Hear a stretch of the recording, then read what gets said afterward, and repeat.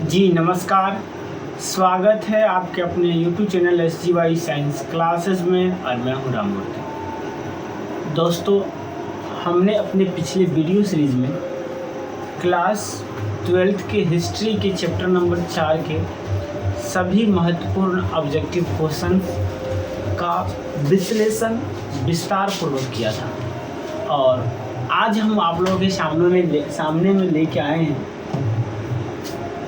कक्षा 12 के इतिहास। और ये हमारा चैप्टर नंबर 5 है जिसका नाम है यात्रियों के नज़रिए से। और आज हम लोग इस टॉपिक का जितने भी महत्वपूर्ण ऑब्जेक्टिव क्वेश्चन हैं सबका विश्लेषण करने जा रहे हैं। तो अब तक पूछे गए सभी महत्वपूर्ण प्रश्नों तथा आगामी परीक्षा के लिए संभावित प्रश्न, यानी आगामी जो परीक्षा आने वाली है उन सही परीक्षाओं के लिए ये प्रश्न बहुत ही महत्वपूर्ण हो सकता है। तो चलिए बिना देरी किए शुरू करते हैं अपनी पाठशाला को। परंतु शुरू करने से पहले मेरा एक रिक्वेस्ट है, यदि आप हमारे इस चैनल पर नए हैं तो इसे सब्सक्राइब करके बेल आइकन को दबा दीजिए, क्योंकि हम इसी प्रकार की वीडियो सब दिन शाम 6 बजे लाते हैं। और दोस्तों को भी शेयर कर दीजिए, क्योंकि अगर वे भी क्लास 12 में हैं तो उन्हें भी इस चीज़ की ज़रूरत है। तो चलिए बिना देरी किए शुरू करते हैं अपने इस पाठशाला को। जी, सबसे पहला प्रश्न आपके स्क्रीन बोर्ड पर आप बताएंगे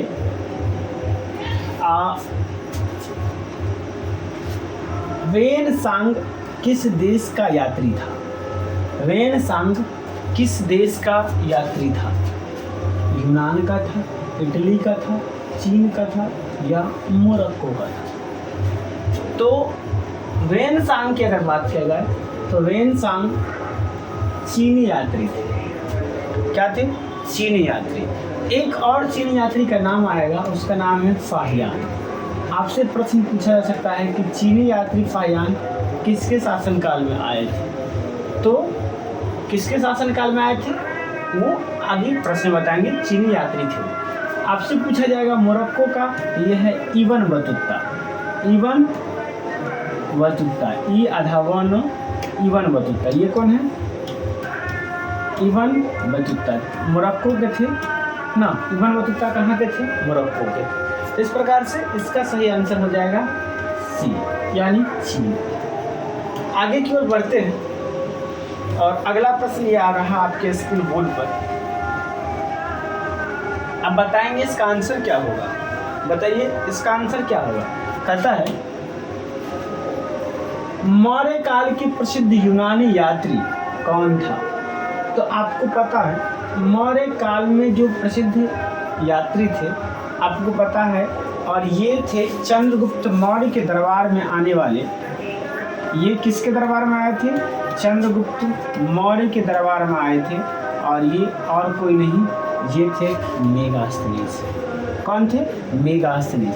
अगर मेगास्थनीज के रचना का नाम आपसे पूछा जाए तो याद रखेंगे मेगास्थनीज की रचना है इंडिका। और इंडिका में किसका वर्णन है? तो कहेंगे मौर्य वंश का।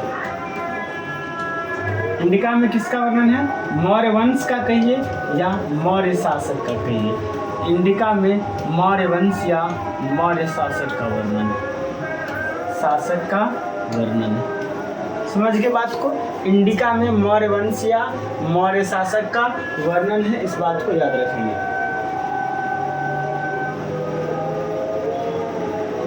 चलिए आगे की ओर चलते हैं और अगला प्रश्न देखिए।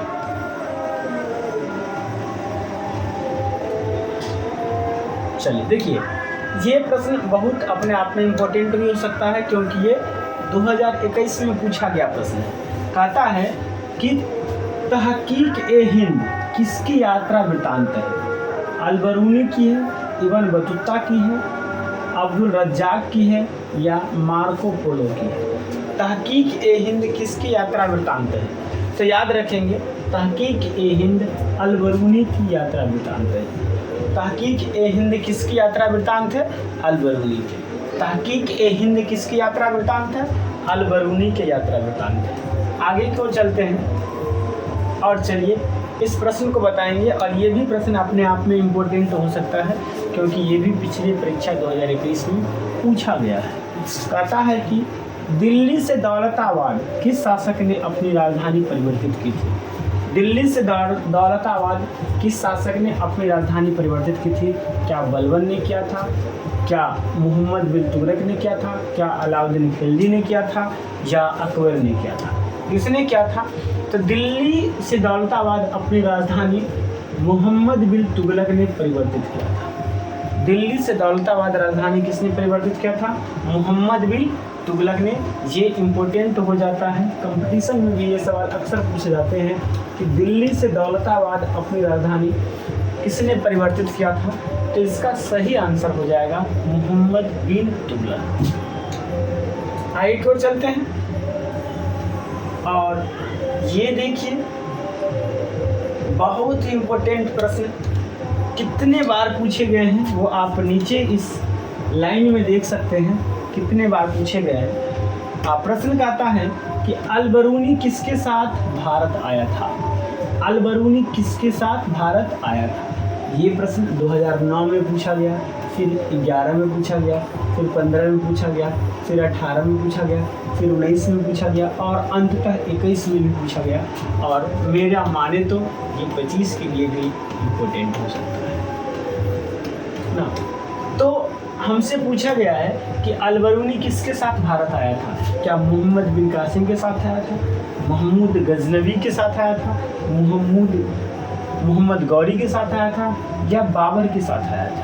तो इसका सही आंसर हो जाएगा बी यानी महमूद गजनवी। अल-बरूनी किसके साथ भारत आया था? महमूद गजनवी के साथ अल-बरूनी भारत आया था। और आप देख सकते हैं ये इतने इम्पोर्टेंट प्रश्न है। आगे की ओर चलते हैं और देखिए एक बार फिर से ये इम्पोर्टेंट प्रश्न कहता है कि इब्न बतूता किस देश का निवासी था? और ये प्रश्न कब पूछा गया? 2009 में पूछा गया, 13 में पूछा गया और 20 में पूछा गया। 3 बार ये प्रश्न पूछे गए हैं। तो आप कमेंट करके बताइए इब्न बतूता किस देश के निवासी थे? इब्न बतूता किस देश के निवासी थे? क्या मिस्र के थे, पुर्तगाल के थे, मोरक्को के थे या फ्रांस के थे? तो इब्न बतूता मोरक्को के थे। इब्न बतूता कहाँ के यात्री थे? मोरक्को के यात्री थे।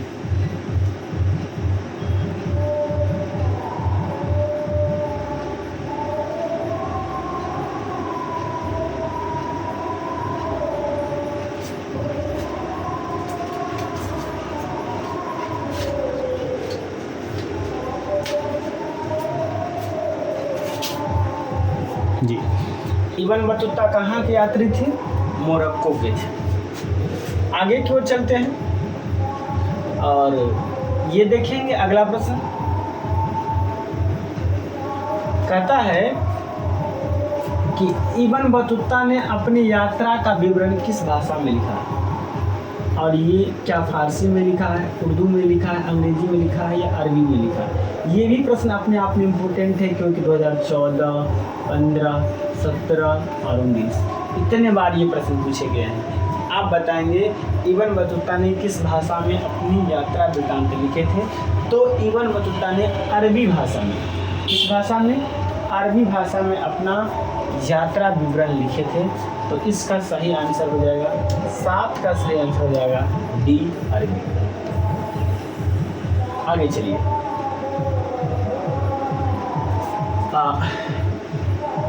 गुप्त काल में कौन चीनी यात्री भारत आया था? ये भी 2014 और 2019 दोनों में पूछा गया।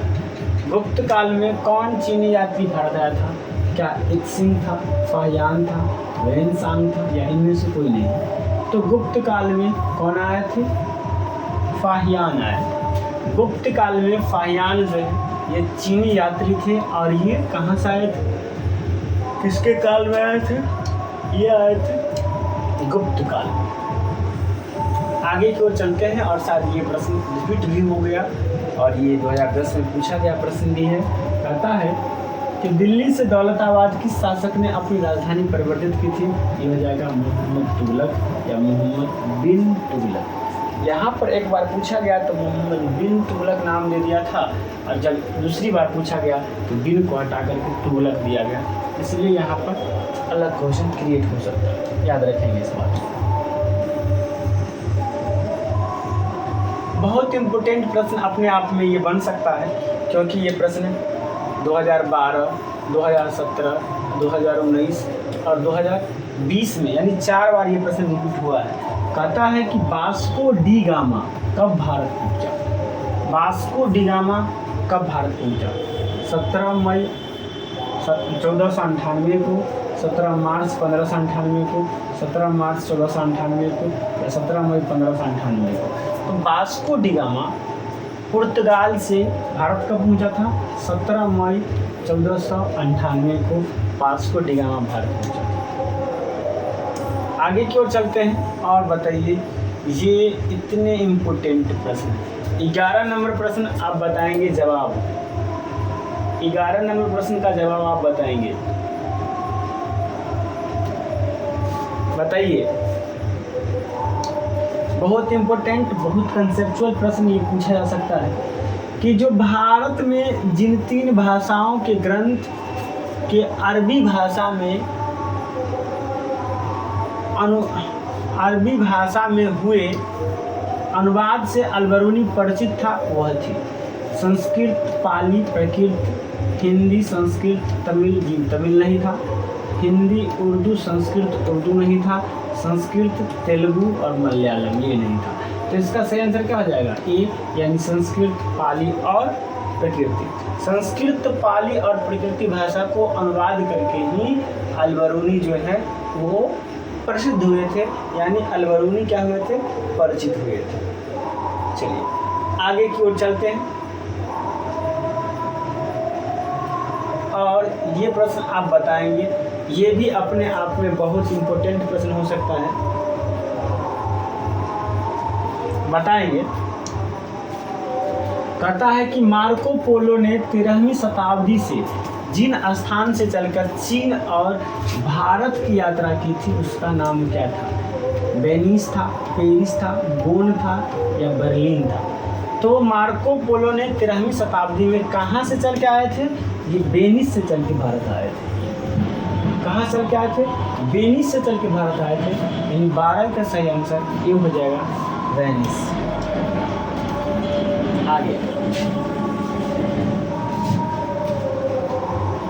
आगे की ओर चलते हैं और देखिए, कहता है कि अनेक विदेशी यात्रियों ने भारत के जिन 2 चीज़ों को असामान्य माना है वे हैं दूध, अंडे, नारियल और पान, पपीता और टमाटर, खजूर और तरबूज।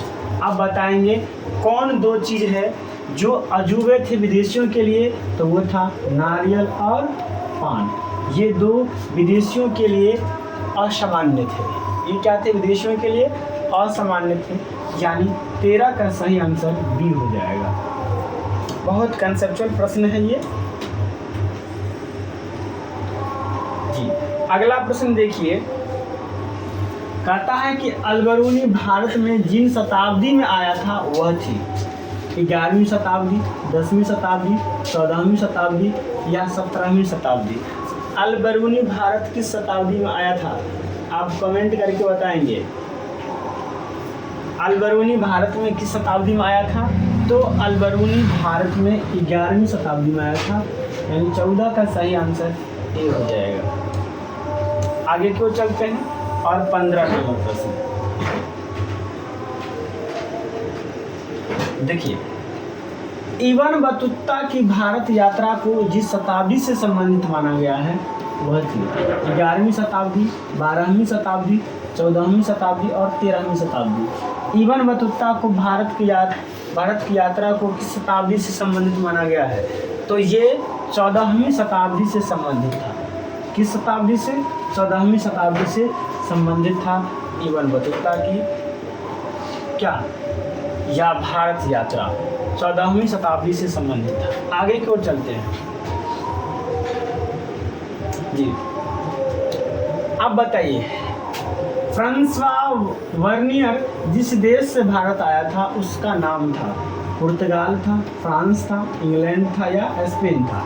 तो फ्रांसवा जो है वो फ्रांस से भारत आए थे। कहाँ से भारत आए थे? फ्रांस से।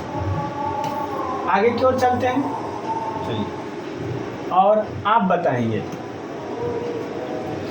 इब्न बतूता के अनुसार उसे मुल्तान से दिल्ली की यात्रा में जितने दिन लगे थे उनकी संख्या है 40, 50, 10 या 60। यानी इब्न बतूता को मुल्तान से दिल्ली आने में कितने दिन लगे थे, ये आप बताएंगे। बताइए कितने दिन लगे थे? पूरे 40 दिन लगे थे इन्हें मुल्तान से दिल्ली आने में। यानी 17 का सही आंसर ए हो जाएगा। क्या हो जाएगा? 17 का सही आंसर ए हो जाएगा।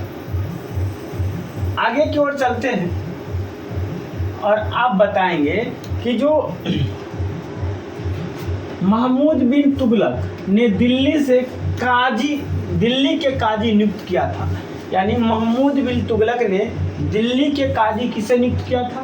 क्या अलबरूनी को, इब्न बतूता को, बर्नियर को या अब्दुल रज्जाक को? दिल्ली का काजी किसको नियुक्त किया गया था? तो दिल्ली का काजी इब्न बतूता को नियुक्त किया गया था। दिल्ली का काजी इब्न बतूता को नियुक्त किया गया था। आगे की ओर चलते हैं और अगला प्रश्न आपके स्क्रीन बोर्ड पर कहता है कि मध्य एशिया के रास्ते से होकर इब्न बतूता सन 1333 में स्थल मार्ग पहुंचा था। सिंध, मुल्तान या लाहौर या पानीपत। मतलब मध्य एशिया से वे रास्ते होते हुए 1333 ईस्वी में कहाँ पहुँचे थे, ये आपसे पूछा गया है। कहाँ पहुँचे थे ये आपसे पूछा गया है। तो ये पहुँचे थे सिंध में। कहाँ पहुँचे थे? ये सिंध में पहुँचे थे। यानी 19 का सही आंसर ये हो जाएगा। आगे की ओर बढ़ते हैं। ये प्रश्न शायद इससे पहले बताए थे। सबसे पहला प्रश्न यही था कि तहकीक ए हिंद किसकी यात्रा वृत्तांत है। तहकीक ए हिंद में किसकी यात्रा वृत्तांत लिखा है? ये प्रश्न 2018 में पूछा गया और 21 से पूछा गया। और आपका ऑप्शन है अलबरूनी का, अब्दुल रज्जाक का, फाहियान का या मार्को पोलो का। ये प्रश्न रिपीट है और आप इसे बताएंगे। जल्दी बताइए इसका सही आंसर क्या होगा। क्या अलबरूनी होगा, अब्दुल रज्जाक होगा, फाहियान होगा या मार्को पोलो होगा? तो इसका सही आंसर हो जाएगा अलबरूनी। क्या हो जाएगा? अलबरूनी। तहकीक ए हिंद में किसकी यात्रा वृत्तांत है? अलबरूनी की यात्रा वृत्तांत है। इस बात को याद रखेंगे। आगे देखिए, बहुत वीवीआई प्रश्न है ये 2018 में पूछा गया है। कहता है कि मेगास्थनीज कौन था? यात्री था, व्यापारी था, राजदूत था या गुलाम था? तो मेगास्थनीज कौन था? मेगास्थनीज राजदूत था। मेगास्थनीज कौन था? राजदूत था मेगास्थनीज। यानी 21 का सही आंसर क्या हो जाएगा? सी हो जाएगा। आगे की ओर बढ़ते हैं और देखिए, ये प्रश्न 2018 में पूछा गया है। और देखिए कहता है कि किताब उर रेहला में किसकी यात्रा वृत्तांत मिलता है? अलबरूनी की, अब्दुल रज्जाक की, इब्न बतूता की या बर्नियर की? आप कमेंट करके बतलाइए किसकी यात्रा वृत्तांत मिलता है किताब उल रहेल में। किसकी यात्रा वृत्तांत मिलता है? Very good, Ibn Battuta. यानी 22 का सही आंसर क्या हो जाएगा? सी हो जाएगा, इब्न बतूता। आगे की ओर चलते हैं। भारत की डाक व्यवस्था का वर्णन अपने यात्रा वृत्तांत में कौन किया है? अलबरूनी किया है, इब्न बतूता किया है, बर्नियर किया है या अब्दुल रज्जाक किया है? अब्दुल रज्जाक किया। कौन किया है? तो डाक व्यवस्था का जो वर्णन है वो इब्न बतूता किया था। कौन किया था? इब्न बतूता किया था ना। ये हो जाएगा 23 नंबर। आगे देखिए, 24 नंबर प्रश्न अपने आप में बहुत फेमस प्रश्न है। कहता है कि माउंटेस्क्यू नामक फ्रांसीसी दार्शनिक ने किस यात्री के विवरण के आधार पर प्राच्य निरंकुशवाद का सिद्धांत प्रतिपादित किया था? क्या वर्नियर, टेवनियर, अलबरूनी या इबन बतूता? किसके आधार पर किया था आप बताइए। तो मॉन्टेस्क्यू ने वर्नियर के आधार पर प्राच्य निरंकुशता सिद्धांत का प्रतिपादन किया था। तो 24 का सही आंसर क्या हो जाएगा? ए हो जाएगा, वर्नियर। आगे की ओर चलते हैं और देखिए ये सबसे इम्पोर्टेंट प्रश्न कहता है कि अब्दुल रज्जाक समरकंदी नामक यात्री ने किसकी यात्रा वृत्तांत में कहा, किसके यात्रा वृत्तांतों का को पढ़ा और उससे प्रेरणा ली? यानी अब्दुल रज्जाक ने किसके यात्रा वृत्तांत को पढ़ा और उससे प्रेरणा ली? तो इसका सही आंसर हो जाएगा ये इबन बतूता के यात्रा वृत्तांत को पढ़ा था अब्दुल रज्जाक ने। आगे की ओर चलते हैं। चलिए 26 नंबर प्रश्न का जवाब देंगे आप लोग। 26 नंबर प्रश्न को जवाब दीजिए। देखिए कहता है कि अपनी आंखों के सामने सती प्रथा का दुख देखकर कौन विदेशी यात्री मूर्छित हो गया था? क्या अलबरूनी हो गया था, अब्दुल रज्जाक हो गया था, इबन बतूता हो गया था या वर्नियर हो गया था? तो कौन हो गया था? ये इबन बतूता। अपने सामने में सती प्रथा के दुख को देख करके इबन बतूता मूर्छित हो गए थे। कौन मूर्छित हो गए थे? इबन बतूता मूर्छित हो गए थे। आगे की ओर चलते हैं और ये रहा 27 नंबर प्रश्न आपके स्क्रीन बोर्ड पर।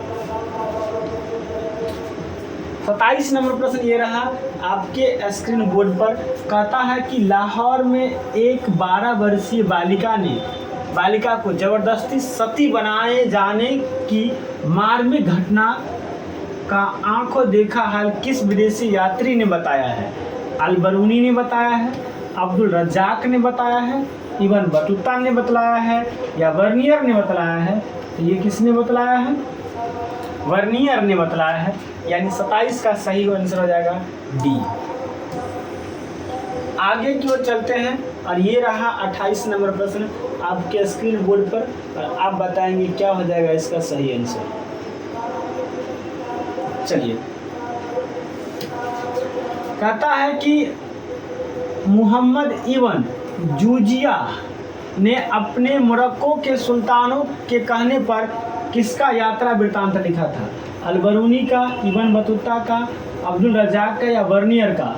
तो मोहम्मद इब्न जूजिया जो है ये इबन बतूता का यात्रा वृत्तांत लिखे थे। यानी 28 का सही आंसर डी हो जाएगा। 29 नंबर प्रश्न को देखिए। कहता है कि किस शासक का अर्थात उसके किले का वर्णन प्रायः अधिकांश यात्रियों द्वारा किया गया है? तो इसका सही आंसर हो जाएगा ग्वालियर के शासक का। ग्वालियर के शासक और उनके किलों का वर्णन अक्सर मतलब यात्रियों ने किया है। आगे की ओर चलेंगे हम लोग और ये 30 नंबर प्रश्न है, आप इसका आंसर देंगे। कहता है कि भारतीय अध्ययन संबंधित बाधाओं का वर्णन किस विदेशी यात्रियों ने किया है? क्या अलबरूनी ने किया है, क्या इबन बतूता ने किया है, क्या वर्नियर ने किया है, क्या टेवनियर ने किया है? तो भारतीय अध्ययन संबंधित बाधाओं का वर्णन किसने किया है? ये अलबरूनी ने किया है। किसने किया है? अलबरूनी ने किया है। आगे की ओर बढ़ते हैं और ये 31 नंबर प्रश्न देखिए। कहता है कि मध्यकालीन यात्रियों का सरताज किस यात्री को कहा जाता है? क्या अलबरूनी को कहा जाता है, मार्को पोलो को कहा जाता है, क्या वर्नियर को कहा जाता है या इबन बतूता को कहा जाता है? बताइए। आधुनिक मध्यकालीन युग के यात्रियों का सरताज किसे कहा जाता है ये बताएंगे आप लोग। तो किसे कहा जाता है? ये मार्को पोलो को कहा जाता है। यानी 31 का सही आंसर बी हो जाएगा। चलिए 32 नंबर प्रश्न को देखिए और जवाब दीजिए। कहता है कि जैसे घोंसले को पक्षी छोड़ता है उसी तरह किसी यात्री ने अपने यात्रा पर जाने हेतु अपना घर छोड़ा। किसने छोड़ा? अल्बरूनी ने, मार्को पोलो ने, वर्नियर ने या इबन बतूता ने। चिड़ियों की तरह अपना घर किसने छोड़ा? तो ये किसने छोड़ा था बताइए? ये किसने छोड़ा था? ये छोड़े थे इबन बतूता ने। किसने? इबन बतूता ने यात्रा पर जाने के लिए जिस प्रकार से चिड़िया अपना पक्षी अपना घोंसला छोड़ती है, उसी प्रकार से इबन बतूता ने अपना घर छोड़ दिए।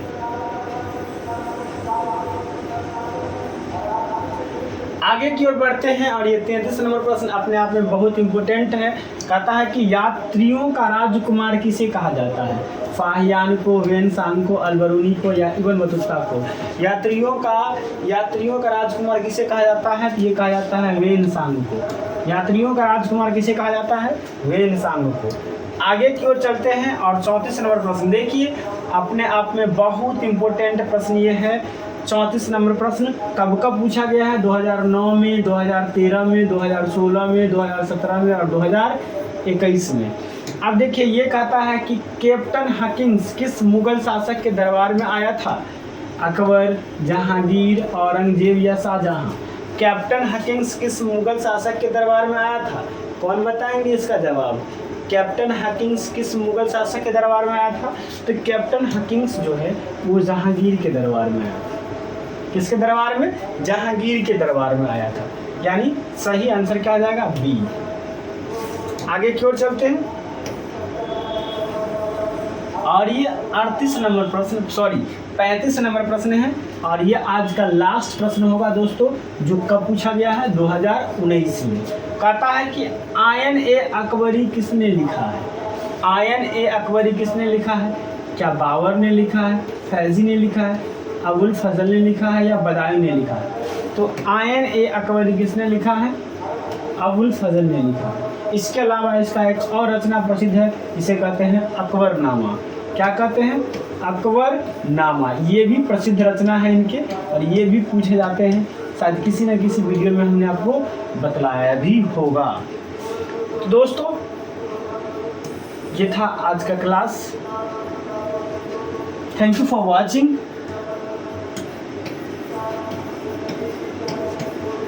Thank you for watching. Video देखने के लिए आपका बहुत बहुत धन्यवाद। तो दोस्तों, कैसा लगा आपको हमारा ये वीडियो? कमेंट करके बताइएगा। अगर अच्छा लगा है तो एक लाइक तो बनता ही बनता है। साथ ही साथ यदि आप हमारे चैनल पर नए हैं तो इसे सब्सक्राइब करके बेल आइकन को दबा दीजिए। चलिए मिलते हैं किसी नेक्स्ट वीडियो में। आज के लिए इतना ही। जय हिंद, जय भारत।